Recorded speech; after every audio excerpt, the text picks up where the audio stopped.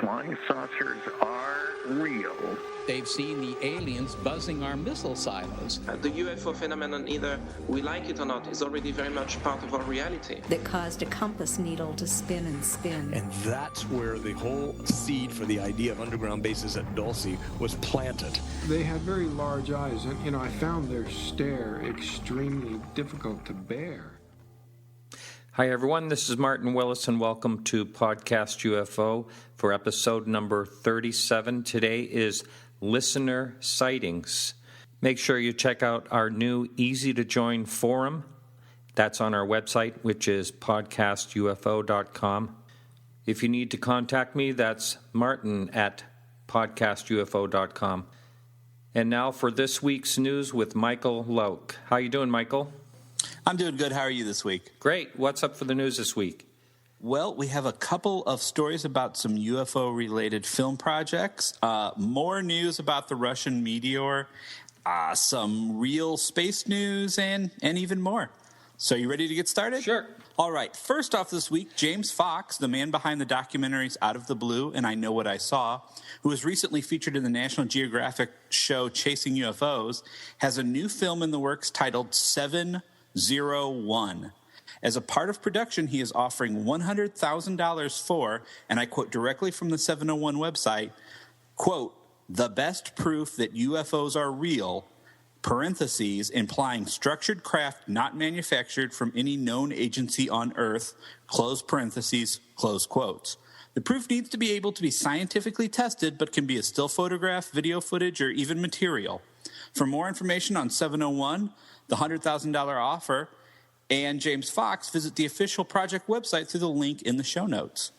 You know, I like James Fox. I really like Out of the Blue, and I Know What I Saw in videos like that. But now, really, $100,000. You might as well offer $1 billion if you really want surefire proof, because nobody's been able to do that yet. What's your take on that, Michael? He probably doesn't have $1 billion.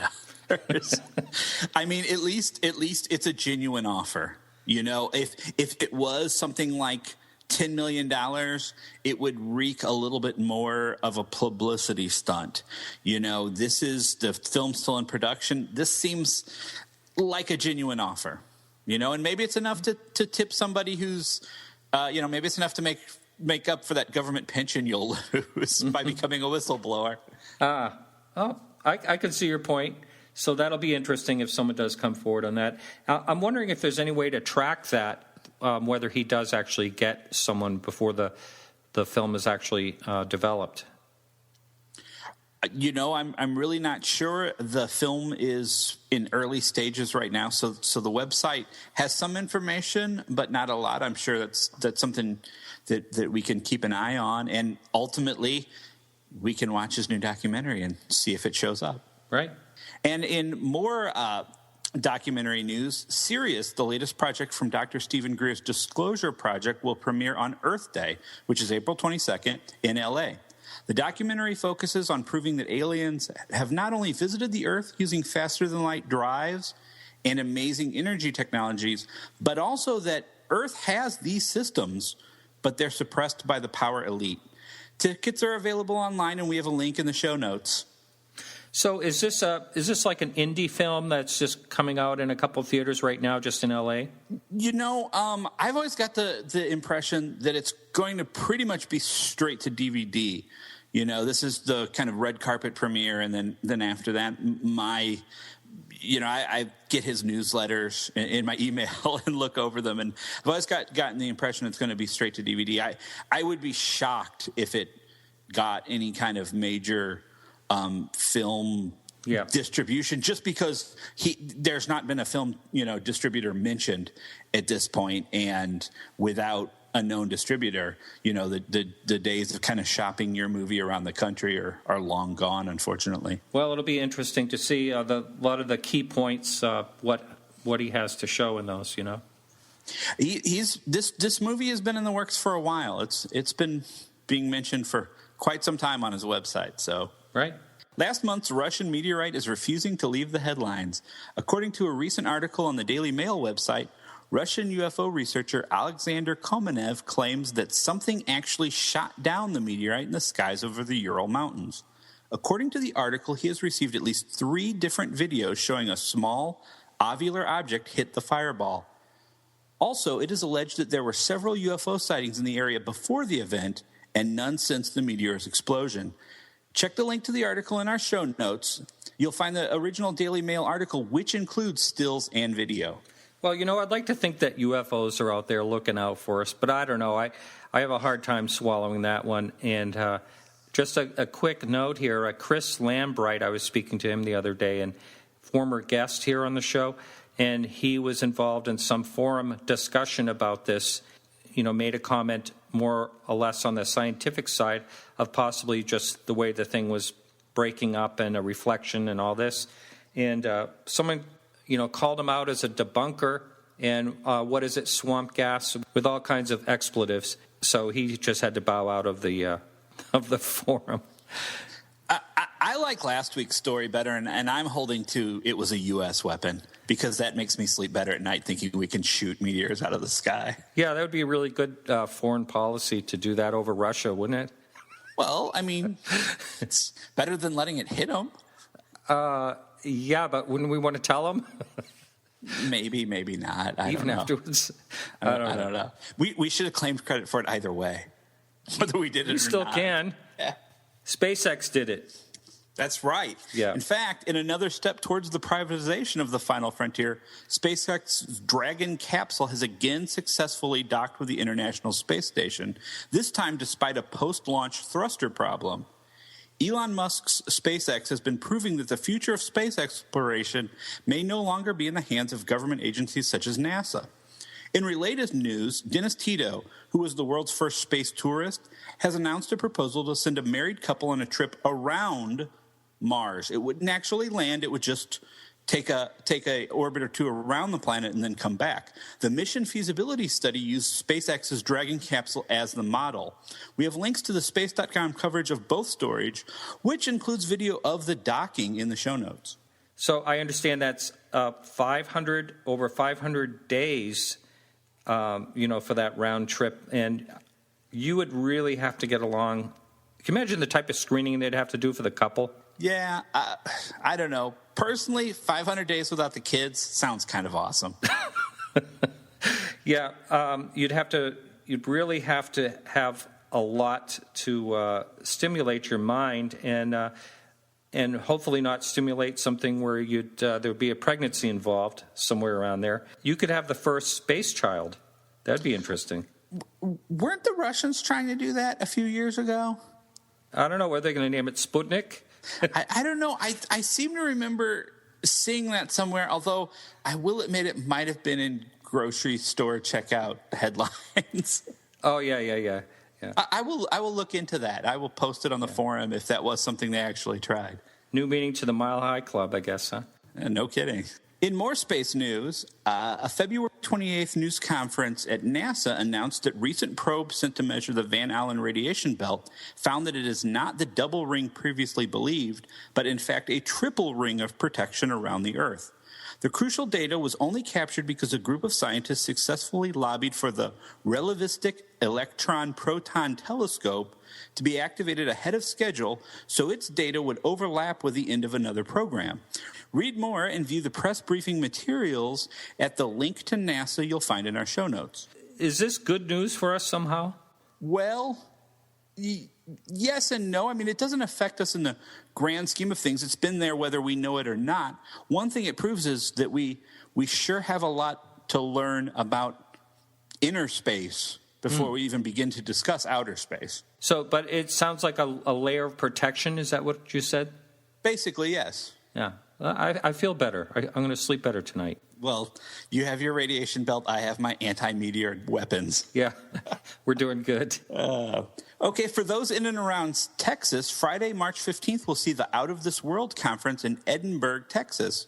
Running from 9 a.m. to 9 p.m., conference highlights include presentations by Stanton Friedman, who just received a Lifetime Achievement Award at the International UFO Congress in Phoenix, Noe Torres, Travis Walton, and a special showing of Fire in the Sky, plus more.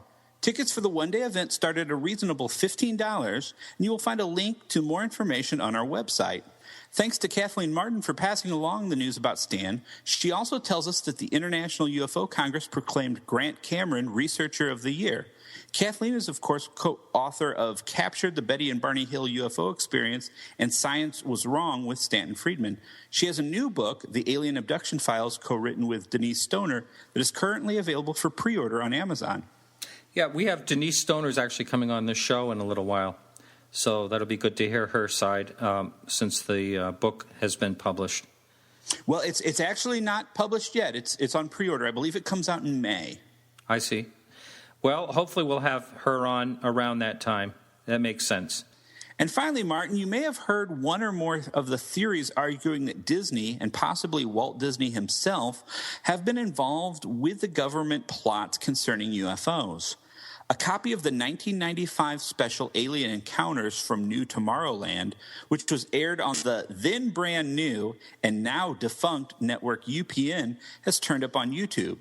Hosted by Robert Urich, the special investigated the possibility of alien encounters while touting a new attraction that I believe never actually opened to the public. Do you remember this special at all, Martin? Yes, I actually watched it since it's been on YouTube and recently. And who doesn't like me some Dan Tana, Robert Urich? Yes, Spencer for Hire. That's right. That's right. Now, that show, I want to point out that I don't think I've ever watched any show on UFOs that was so blatant, calling everything that was definitely an alien behind the wheel of that thing. And, you know, it's pretty strong convictions of everything being actual aliens. It really caught me a bit off guard, too. I'm not used to something like that being from television. I've definitely seen some privately produced documentaries and video out there that are sure they have this entire thing licked and, know exactly where the aliens are coming from and this. But for something that actually aired on a more or less major public network, I was a little bit shocked because there was no equivocation. There was also very little proof. Right. The Bud Hopkins was in there. There was a couple of really good guests that they had in there chiming in, but they were always on the side that these are definitely aliens. And I was kind of shocked by that. And yeah, they definitively said Majestic 12 was real. That's right. A lot of things. It was just very kind of surprising. And there were a couple of things that actually have been proven as hoaxes other than that they had in that show as well. It wasn't too well researched, I don't think, at the time for Disney. No, it wasn't. It was, but it was definitely very odd because you expect more from Disney, I would think. I know, but I still liked it. It was still very entertaining. I did too. It really had a kind of old school Unsolved Mysteries flair to it. Yeah. I was waiting for Robert Stack to jump out at any moment and tell me about Kecksburg. Yeah. So, Michael, we're gonna. That's it for the news, isn't it? Yeah, that's it for the news. Okay, so we are going to get into a couple of listener sightings. Did you have one at one time? I saw that on our About Us page. I believe in my bio, I do mention that I have probably the world's lamest UFO sighting, yes. Okay, well, why don't you chime in and tell us about it? Well, this would have been sometime in 2001. I'm not sure of the exact date, but it was shortly before my first daughter, which my first child was born. And like a lot of people, I was finding that a bit overwhelming. And between that and the fact that sleeping with a 8-month pregnant woman is incredibly difficult, I found myself on my couch in my living room. And I remember I had just turned off The Jeffersons, figuring that if anything was going to put me to sleep, it was 3 a.m. I had to get up and go to work the next day at 5:30. That it was going to be The Jeffersons, and it didn't work. And I turned it off. And I live in an old house. It's about 100 years old or so, and has a large coal fireplace in my living room with 2 windows high in the corners of that wall on each side. And the couch just happens to align perfectly with one of these windows. So I'm laying on the couch looking out this window into the dark summer sky over St. Louis, which is something I had been doing quite a bit at that time and was pretty familiar with seeing, various airplanes and helicopters fly by. And I saw a light far off, moving very fast, just straight across my field of vision. And I remember thinking, wow, that's moving pretty quickly. But we have an Air Force base not too far from St. Louis and such, so it didn't really throw me off. And right when it got to just past the center point of my window, it just suddenly went straight up. Wow. And out of my field. And I got up and I got close to the window so I could see further up. And I went outside even, and it was just gone. It was one of those famous 90-degree turns, just right straight up. You mean it just immediately stopped and shot up? It didn't even stop. It was just one smooth motion. It was moving up or across and then up, and That was it. And not any faster up than it was going across. It just happened to be closer to the top of my window. But and that was enough to make me say, hey, you know what? I don't know of anything that can do that. I heard swamp gas can do that. Really? Yeah. Because I don't think there are any swamps in my neighborhood. Well, that's great. Well, thanks so much for sharing that, Michael. Yeah, I'm sorry that there, no aliens, no anything spectacular, but it is 100%, as unidentified a flying object as you can get. I'll say. All right. Hey, thanks a lot, and we'll see you next week. All right, I'll talk to you next week. Have a good week. Thank you.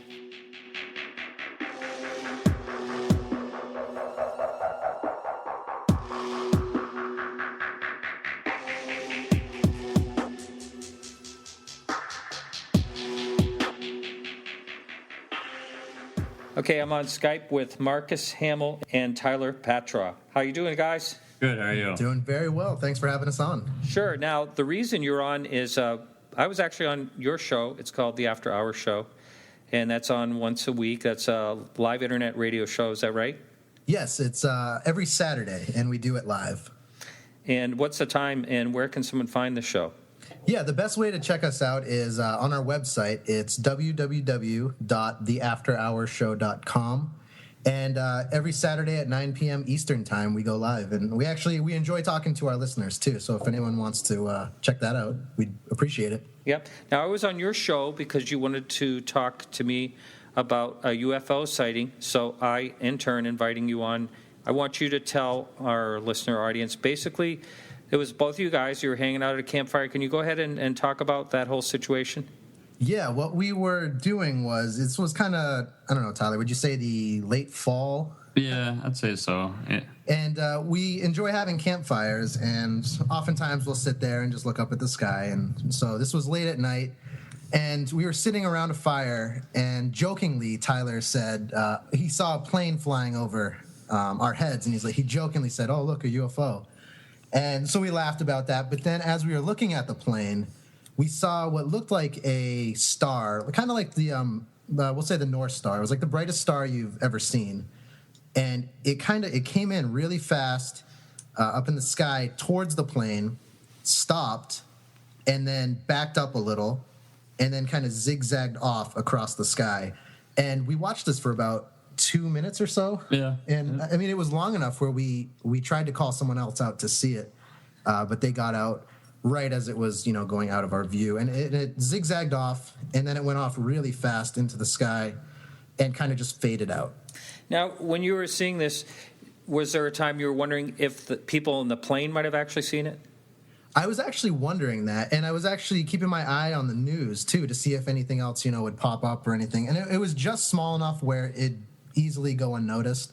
Mm-hmm. The only reason we saw it was because we were looking up at the sky at the right time. But I'm sure the people on the plane saw it. They had to have. Yeah, it was right next to it. I mean, yeah, looking out the window, doing the same thing we're doing. And yeah. Like, hey, what is that?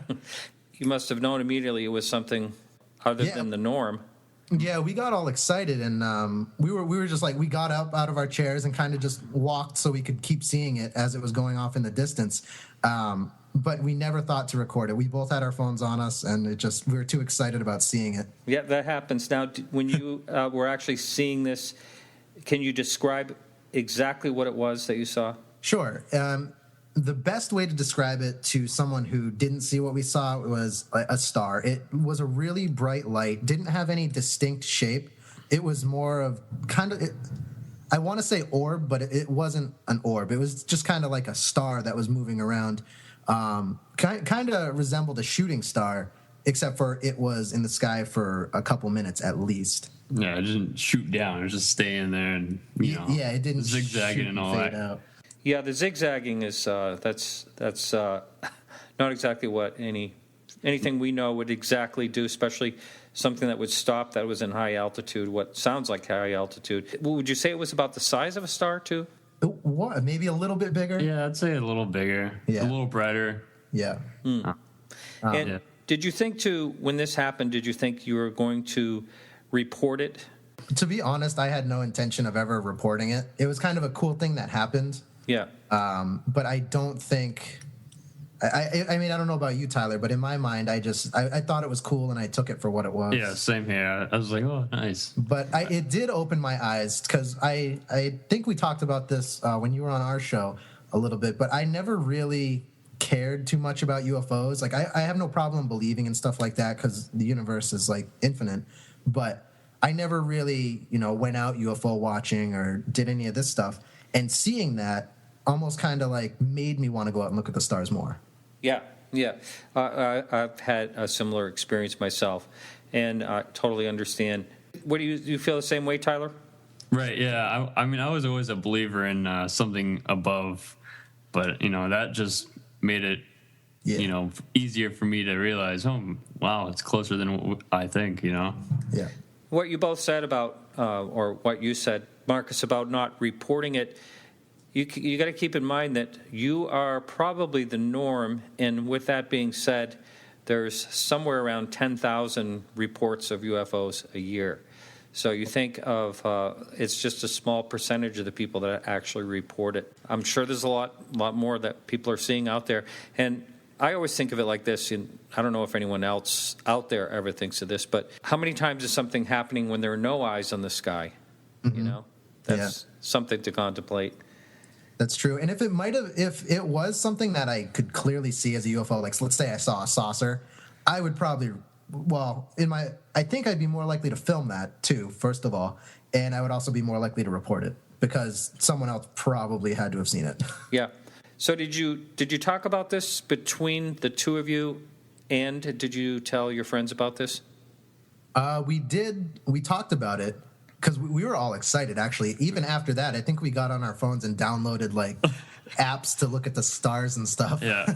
We stayed out there for a little longer just looking, seeing what we could find. Yeah. And I think we did share the story. And actually, oddly enough, once we told one of our friends this about what happened and what we saw, they weren't surprised. They said, yeah, we actually saw something similar to that when we were out on your deck. And I was like, oh, really? Now, where was this location?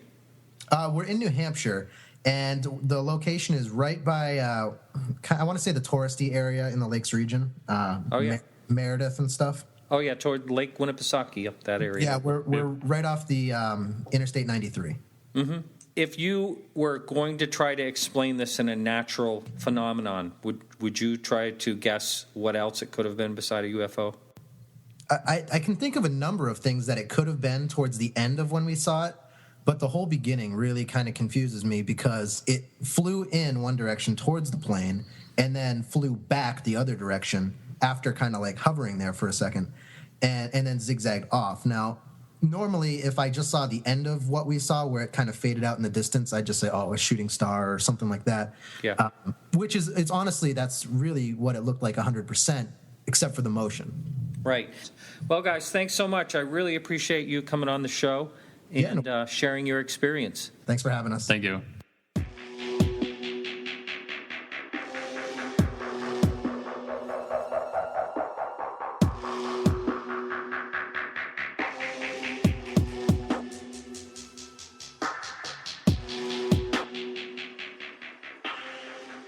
John Tackett. How you doing? Pretty good. How's it going? Good, good. And thank you for actually responding when I reached out, looking for listeners that actually had a sighting. So I want to, is this what got you interested in, and I know you listen to the show, is this what got you interested in the first place, listening to the podcast UFO? Yes, I've basically tried to access any kind of data I can get my hands on from the beginning, since I was a little kid, since this occurred at a really early age. So, yeah, and I found your podcast, and I actually found your podcast on the second episode. Oh, wow. Oh, I'm flattered. Thank you. Thank you for listening. Yeah. It's an awesome podcast. Well, thanks. Can you go into what your experience is? It happened when I was like 8 years old. I was on the playground. I was in Phoenix, Arizona. I was just playing. And I looked up in the sky, and I saw this thing that resembled the Lost in spacecraft to a degree, like a silver disc. And I saw it like right above me, and it hovered, and it stayed there for a few minutes. It was a few minutes, and I couldn't quit looking at it, because you don't see that every day. Now, I saw so many airplanes flying over my head, because that was back, right towards the end of the Vietnam era, and there was a lot of helicopters flying over Phoenix, Arizona right then. I saw about every kind of aircraft you could possibly see as a little kid that existed at that point.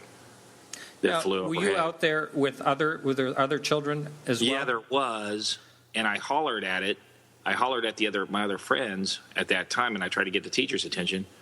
And then I looked up, and the craft completely went to the other side of the hemisphere in like a few seconds. And it was absolutely incredible. There's nothing I've ever seen in my entire life go that fast. Wow. Yeah. And that was it. I mean, I was like, what could I do? I told my mom about it. She gave me that look. Yeah, when you're 8 years old and your imagination runs wild, but still, yeah. Yeah. I remember that very vividly. I was like, that thing took off so quick. And then I started researching. Even as a little kid, I started watching any program I could possibly see on airplanes. Got me fascinated with, aviation. Wow. And then I started researching different aspects of every type of plane possible that could have, duplicated that example. That was no balloon. Now, that can move like that. Were you scared? No, I think I was more. No, I wasn't scared at all. I was actually more intrigued. Because, I'd say a little kid would probably be more apt to approach an alien spacecraft than an adult, I would think, kind of, out of curiosity, because, kids are really curious. Yeah. Yeah. And I remember that very vividly. Now, were you frustrated because you were the only one that saw it at the time? Yes.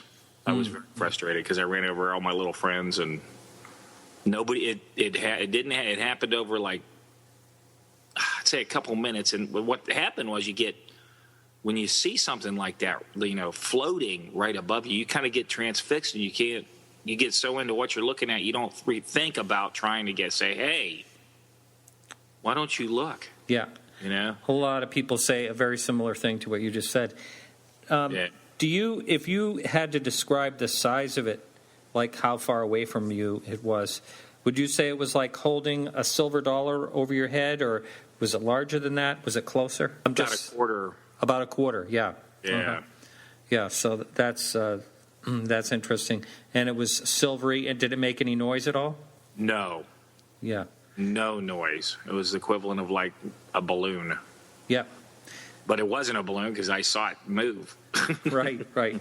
I think that's the thing that I had when I had a sighting. It was actually kind of similar to yours, but when I had the sighting I had no idea that other people were reporting that they were making no noise. I had not a clue about that. I didn't either. I actually, until later on, I didn't even know what the concept of a UFO was.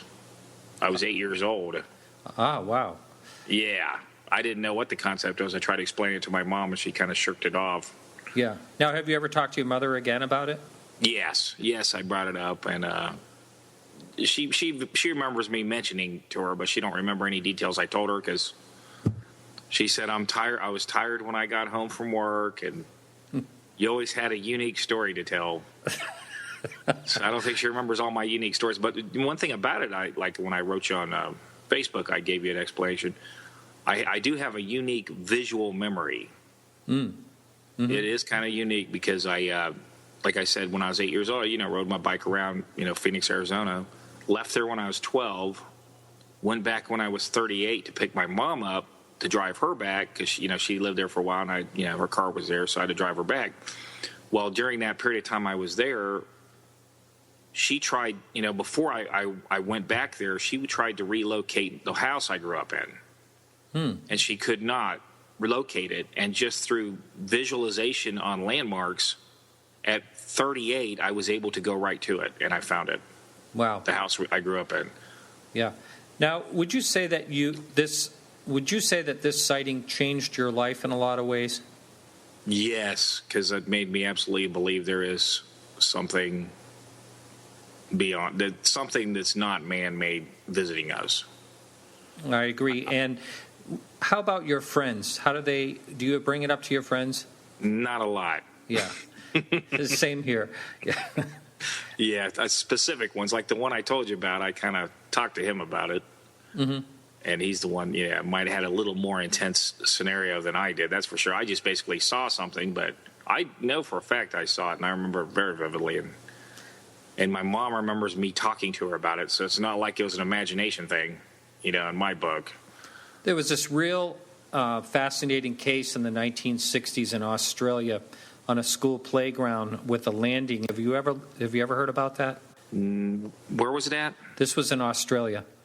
No, I never did hear about that. And by the way, Australia is the third most listened to country to this podcast. And wow. I have some connections to some people I'm going to be talking to down there eventually. But yes, it was a very, very vivid sighting by teachers and students, and then it took off. And there's still controversy about it after all this time. Still, it's almost like a mini Roswell. They're Roswell in a way. Wow. But yeah, I never heard about the Australia incident. Since I had the sighting I had, and it was a very short time ago, actually, in 2006, I'm always looking up at the sky, whether it's day or night. When I'm driving, it's really changed what I do. Do you find yourself doing that? Always. Ever since that happened, I actually got fascinated by astronomy. Yeah.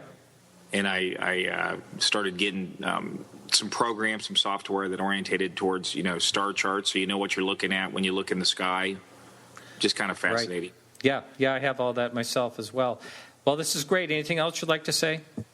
I'd say I really appreciate your podcast, and I like the route you're taking towards a more scientific approach.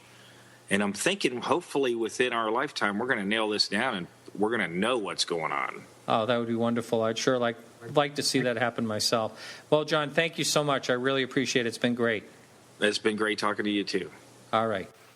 So that's it for the show today. Thank you for listening. And do remember to check out our forum. Our website is podcastufo.com. Thanks a lot for listening, and we'll see you next week.